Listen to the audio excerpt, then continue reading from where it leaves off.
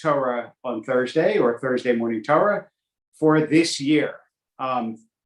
We will be resuming, as we always do, after the holidays. That is after Simchat Torah.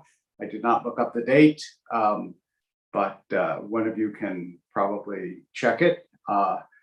Anyway, it's probably usually sometime in October. I don't usually carry the dates that the holidays are in my head, although I should, because now we have phones and we don't need to know anything anymore, because you could just discover everything at a click, and therefore I don't understand why we spend time knowing anything. That is sarcasm, by the way. That should be labeled with a sarcasm. Simchat Torah is 9/29. We will resume in October. Thank you, Rebecca Small, program director, who is on it. And membership, program membership, multitasking in life and on the screen. So I'm going to do a couple of things this morning, since it is our culminating event of the Thursday morning Torah season. And I'm going to start by mentioning Shalach, which is the parsha for this week. Shalach being the parsha also where the spies spy. And as you recall, Moses sends spies into the land of Canaan. It's not yet called Israel. And all but two of them come back with a report that the land is wonderful, but we'll never be able to conquer it. That we appeared as grasshoppers in the eyes of the Canaanites, all of whom were giants.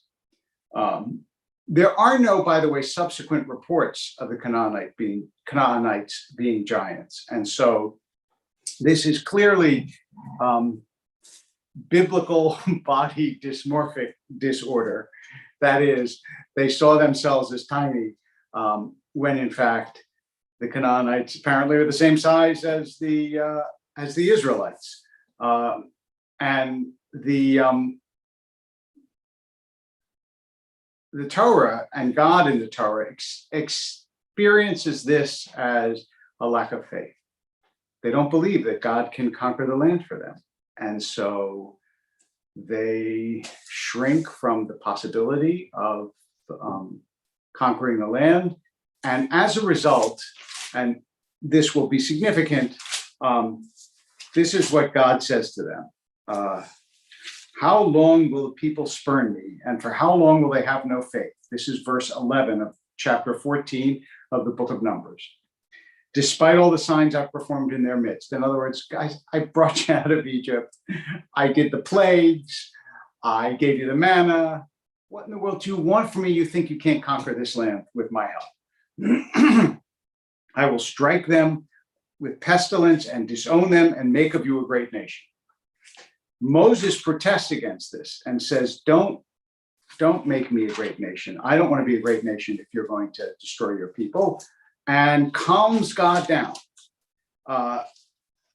However, having calmed God down, he does not entirely end the consequences of God's wrath, because God goes on to say to them, that is, say to the people, God to Moses to the people, say to them, as I live, I will do to you just as you have urged me. In this very wilderness shall your carcasses drop. That's the JTS translation. It's actually not bad. Yiplu pigrechem. That is your carcass and drop. It's actually quite literal. In other words, you're going to die in the wilderness. You're not going to get to go into the land, because everybody 20 and over, by the way, because you don't have the mentality of people who can conquer the land. By the way, in a very different sense, this was an argument in modern Zionism, because there was a school of thought led primarily by Achad Ha'am, Asher Ginsburg, but his writing name was Achad Ha'am, his pen name, and that before the Jews should go to Israel, Zionism had to give them hachana ruchani, spiritual preparation. that they needed to be a certain kind of person in order to take over the land. Whereas for other Zionists, Herzl among them, you just had to go and do it. Ahad Ha'am lost this argument, obviously, because of the Holocaust, and so it became much more imperative. But nonetheless, that idea that you need a certain preparation for the land, that idea is very powerful in Judaism. It comes right out of the Bible, because God says, and this on the eve of a somewhat election, seeming election. It's still not. Remember that nothing is over till it's over in Israel. And while it looks like Lapid and Bennett will be the new government, or Bennett and Lapid, there are still a couple hurdles to go through, and we will see. But nonetheless, the preparation of the citizenry, which is essentially what we're talking about here, is something that is debated in most polities, in most, there's a Bertolt Brecht quip that we should, that when the country is going badly, you should just resign the citizens and elect a new citizen body. And so anyway, that's essentially what God does. It's like, I need a new citizen body, I need a new polity, I need a new population. So everybody over 20 is going to die here. And so the event of the spies has tremendous and long-reaching consequences. And in fact, in the next parsha, which we're not going to do a Thursday morning Torah about, because we're taking our summer break in June, July, and August, and September, an extended summer break, I suppose one could say. But in Korach, which is the next parsha, so the rebellion that breaks out, which is the only real full-scale rebellion against Moses and his leadership and the people in the desert, breaks out when it does for unexplained reasons. It doesn't say this happened and then Korach began to rebel. In fact, at the very beginning of the parsha is Vayikach Korach, and Korach took, with no precedent for it. And the next week's Torah column in the Jerusalem Post, I'm going to talk about the fact that the Torah Tamima, in one of his other books called Tosefet Bracha, Rabbi Baruch Epstein, asked the question, why does Korach's rebellion happen now? And he answers it by saying, I think very smartly, because in the previous parsha, God told the people they were going to die in the desert. And all along, they had this hope that they were going to go into the promised land. And even though the desert had all sorts of difficulties, it was hot, they were thirsty, it was schlepping every day, and on and on and on, they could bear it as long as they kept before themselves the hope that they would be going into the promised land. Once that hope was extinguished, so was their patience for trudging through the desert, and it exploded into rebellion. Proverbs says it beautifully: hope deferred makes the heart sick. Or I don't know if you know the Langston Hughes poem, Harlem, what happens to a dream deferred? And he goes through a couple of things and then it ends, or does it explode? And that's what happens here. Korach and the people, having dreamed this land and unable to get it, the dream explodes into rebellion. So I want to say a few words now about the rest of the progress of the Torah that we're not going to be covering week by week.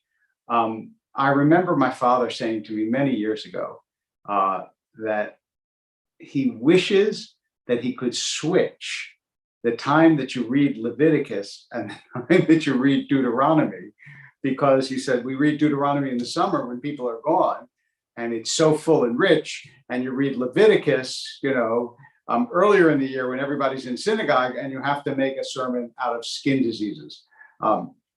So anyway, I'm going to just say a word about Deuteronomy and about the meaning of the rest of the Torah to wrap up our this year's Thursday morning Torah class. Deuteronomy is actually built in some way, especially the beginning of Deuteronomy, is built around the word Shema, around the word listen. It's repeated over and over and over again in different contexts until you get to the actual Shema. And it makes sense because Deuteronomy, unlike the other books, is almost entirely the speech of Moses to the Israelites. And Moses, having just defended, as we just saw, the Israelites against God's wrath, knows that tomorrow, not literally speaking, but close, he's not going to be there to defend the Israelites against God anymore. And so how they conduct themselves is going to be enormously important. And therefore, he has to make sure that they are immunized in a way by his words against the backsliding that will enrage God, even though he knows, and he's correct, that they will backslide. I mean, Moses is under no illusions about human nature. He doesn't think all of a sudden everybody is going to change. So he says over and over and over again, remember what you saw, remember what you heard, tell your children about it, teach them about it so they know, follow these laws, remember these statutes. It's Moses trying very hard to do that which none of us actually is given the possibility of doing, and that is to enforce after death the same kind of authority that he wielded in life. Although, actually, I say none of us, that's not true. Certain people are actually more influential after death. In fact, I don't remember who said, I think Kierkegaard said this, but don't hold me to it. But whoever said it was wise. He said, the ruler dies and his rule ends. The martyr dies and his rule begins. And I think that that's true for prophets as well. Jeremiah, Isaiah, Amos, Ezekiel, certainly Moses, are all in some ways more influential after their passing than they were even in their lifetimes. And that's because the legacy of the prophet is, of course, a legacy of words. And those words endure. And so Moses tries throughout Devarim, which means words. That's what Ela Devarim, these are the words. Throughout words to try to impress on the Israelites who God is, what God expects, what they need to do in order to carry on. And he knows, which is true, that the Israelites cannot be trusted to do this on their own and with their own eyes, because he has just sent hand-selected people into the land. In our parsha this week, in Shalach Lecha, with the spies, with the Meraglim, he sent hand-selected people into the land, and they devastatingly disappoint him because they don't have the courage and the faith that would enable them to continue to scout the land in a way that would allow the Israelites to believe in its not just in its goodness, but in its conquerability, if that's a word. It's a word now. So let's look at the arc of the entire Torah for just a couple of minutes, and then we will wrap it up or take any questions that you might have. You can now ask anything about the Torah in the next however long, the next several minutes, because, as I said, this is our last session for this year. So any Torah questions are on the table. Doesn't mean I'll answer them all, but they're all on the table. The grand sweep of this story is that the Israelites are being prepared all through the Torah for entrance into the land. Once you start with the story of the Israelites, because obviously that doesn't start in some sense until chapter 12 of Genesis, which is when God chooses Abraham, and doesn't really start until the Exodus, when there's a full-fledged people. But even Genesis can be seen in part as the preparation for, God training the children of Jacob, God trying to tell Abraham and Isaac what kind of path to walk, how to train their children, on and on. So all of the rest of the Torah is this: let us get the people ready for the land which they will enter. And the Torah, of course, ends famously before entry into the land. The only ones that actually paradoxically get to enter the land are the spies, who don't deserve to enter the land. And except for Caleb and Joshua, who get to see it once and then go back and see it again in the book of Joshua, and get to stay there, the Israelites will not see it because they don't deserve it, except for the younger ones who can still be trained into being free. But all along the way, what you're giving the generation that will enter the land are the tools that will enable them to enter the land in a way that is fruitful and productive and allows God to continue to favor them with the promise of the land of Israel. So that's the sort of arc of the Torah. Those are some of the issues that arise. In Shalach this week, I didn't really talk about it here, but if you want to look at this week's Jerusalem Post Torah column, which is also posted on Twitter and Facebook and at the Jerusalem Post site, I talk about anger at God, because there's one midrash, there's one rabbinic story that the Jews at the time were throwing rocks up at the sky, and I begin the column with a remarkable story of Alexander Dumas, who wrote, Three Musketeers and The Count of Monte Cristo and many other stories. When he was a child, his father died. He was fairly young, and he took a gun that his father had promised that he would have when he grew up. And he went up to the roof, and his mother said, where are you going? He said, I'm going up to the roof, to the sky. And she said, why are you going there? And he said, because I'm going to kill God who killed father. And that story about shooting bullets up at the sky reminds me of this midrash of the Israelites throwing stones at God. And if you want to hear how all that ends, you have to read the Jerusalem Post column. Okay, so you're very welcome. I have some thank yous, but I don't yet have any questions.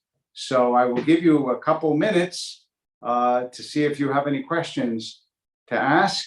I'm only looking on my Facebook page.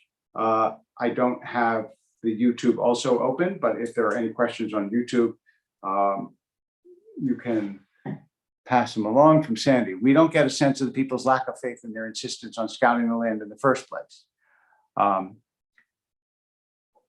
Yeah, lessons for us. So,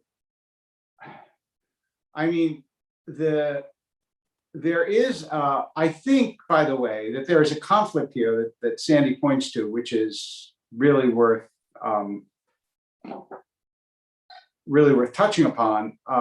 That there's a conflict between not being want to be thought of as a friar, that's the Israeli term, not a sucker, and wanting at the same time to have faith.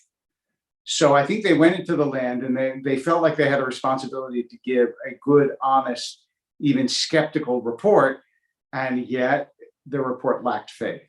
And it's not easy sometimes to know which direction you should go in. Should you be more skeptical and more doubtful and more cynical, or should you be more faithful? I think clearly when Moses sends you into the land and God has promised you the land, that's pretty much a cue to be faithful. But I also, I think not everybody will agree with me on this, and I don't say that I always practice it, but I nonetheless think it's true. I think that it is wise generally to think well of people and to be empathetic to them, because the number of times that you will be deceived are not nearly as numerous as the number of times that you will get goodness back and feel good about yourself for that empathy and faith and optimism about the world, which I think is ultimately a healthier way to live. And had they come back and said, look, we saw the wonders that God did in Egypt, so we have faith that God can do it, that would have been a perfectly consistent and reasonable way to approach things. But no, I think it came out of fear more than anything else. I don't even think it was cynicism. I think it was fear. And to be afraid when you have God on your side certainly suggests a lack of faith. So I think that that's really at bottom what it is about, because after all, as Harold Kushner points out in his book about courage, the most frequent thing that God says to human beings as a phrase in the Bible is al tirach, don't be afraid. And we know Rabbi Nachman's beautiful kol ha'olam kulo gesher tzar ma'od v'ha'ikar lo lefached klal. All the world is a very narrow bridge, and the essence is not to be afraid. And they were afraid, and they were afraid of human beings. And they were afraid of human beings who stood in the way of God's promise. So anyway, what can I tell you? That's probably the best response that I can give, but I don't know if it's scouting to find out should they proceed or wait. Yeah. So they were scouting to find out the land. He doesn't exactly say why you have to scout the land. But I think it was to bring back the kinds of reports that Caleb and Yehoshua bring back, which is the land is good and we are ready and let's go. I mean, think of it this way. So let's say two teams, I have been informed, and then I saw in the newspaper that like the most successful college basketball coach, Coach K from Duke, in history is about to retire. Now, let's say we had him here, or we had John Wooden here, or any great coach, any great manager in history, or Vince Lombardi, or so on. You're going to play the other team. They know they're going to go into the land of Israel. That's not a question. So I say to you, what message do you want to give your team to make it successful? Oh my God, that other team, they're giants. I don't see how we're going to beat that team. You have just lowered the chances that you will be successful. But if you say, they're a formidable team, but we can take them, you have just increased the chance you'll be successful, because as we all know, and William James says this very famously in his essay on the will to believe, which if you've never read it, I mean, not that many philosophers write in a way that is just a pleasure to read, but William James. And the will to believe is a remarkable essay. I think it's in that essay where he says, if you have to jump over a chasm, over a gap between one mountain and another, the belief that you can make the jump increases the possibility that you will make the jump. And that's the case here too. The belief that they can conquer the Canaanites will increase the possibility that they can conquer the Canaanites. So it's not that you want to deceive yourself in the face of incredible odds, right? You don't want to jump out of a 10th story window under the conviction that you can fly. But in things where will makes a difference, where effort makes a difference, where belief and attitude make a difference, it is best to try to cultivate the attitude that will make a difference. And so that's what the Meraglim, that's what the spies ought to have done. And that's what Caleb and Yehoshua do. They saw the same things after all, right? Why did they come back with different reports? It's not as though the other spies saw Canaanites and they saw, Jebusites. They all saw the same group, but they came back with eyes of faith instead of eyes of fear. So that is maybe the way that we could leave it, is that in this time, the summer and the year to come, I wish you eyes of faith. And I look forward to seeing you Shabbat morning. Other times, Facebook, Twitter, social media, whatever, in ways that we communicate these days. And I wish you all a restful, a peaceful, and a faithful summer. Take care. Thanks for joining us.